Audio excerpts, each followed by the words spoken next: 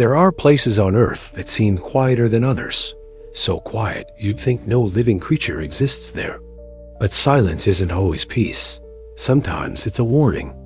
Today, we travel to one of the most isolated spots on the planet, North Sentinel Island. Barely 6 miles wide, covered in dense jungle, surrounded by the Bay of Bengal, and fiercely guarded by a tribe that has lived there without outside contact for over 60,000 years. Step foot and you risk more than death. You risk unleashing a chain of events mankind may never recover from. This is the story of an island where humanity ceases to exist. The Sentinelese, the guardians of this land, exist outside the currents of history. Their language, their customs, their existence remain hidden from modern humans. But this wasn't intentional isolation. The island itself, an ecological fortress, erected barriers around them long before humanity figured out how to travel across oceans. North Sentinel Island is a standalone piece of land, carved by tectonic shifts and never connected to mainland Asia. Its rainforest has never known agriculture or roads. Its coastline never carved by ships. Its people never swayed by missionaries, traders, or conquerors. For centuries, outsiders sailed past unaware.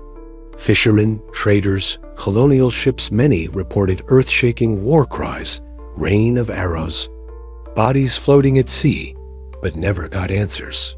The island became myth, then warning, then law, an enigma sealed with violence. The world glimpsed this deadly isolation in 1880.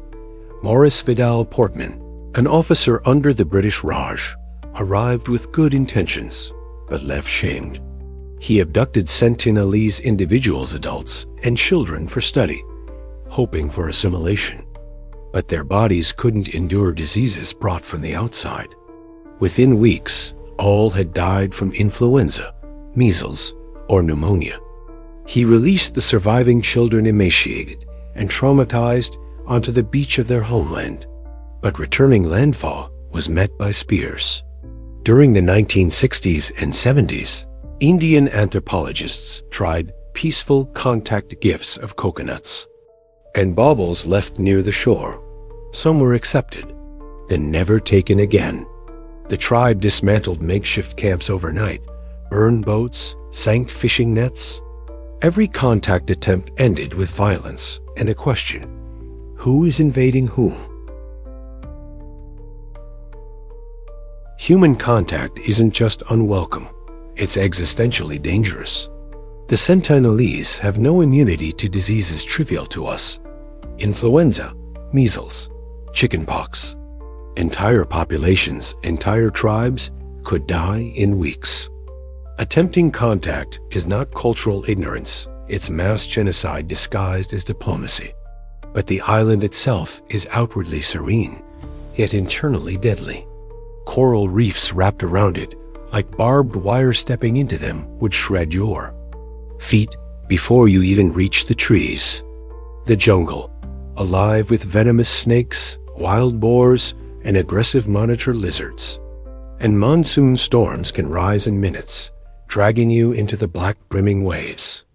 Nature itself seems to reinforce the taboo, a hidden guardian of the island. Then November 2018, John Allen Show, 26-year-old aspiring missionary from the U.S., defied warnings. He landed on the island with a kayak and a Bible. His final video, sitting on the beach under falling dusk, whispered, "They've probably never heard about Jesus. This is for them." He recorded himself paddling to shore at first light. He left gifts wrapped in cling film. He recorded a note, "God protect me," but the gift box was never taken, and John never returned. He was met by spears, dragged into jungle. His fate, unknown. The Indian government blocked rescue attempts, citing public safety. His death became a grim reminder The island does not steal souls, it kills them. There are places on this planet that remain out of reach. North Sentinel Island is one. Its silence, its violence, its isolation speak louder than any law or debate. Not out of ignorance, but survival. And perhaps that's the lesson. Some mysteries aren't meant to be solved. Some frontiers guarded not by technology, but time itself. Thank you for stepping into Forbidden's ground. If you want more stories buried beneath civilization, deeper than history dares, subscribe to Buried Files. And if you've dared to walk where no human should, leave a comment below before the island reads them.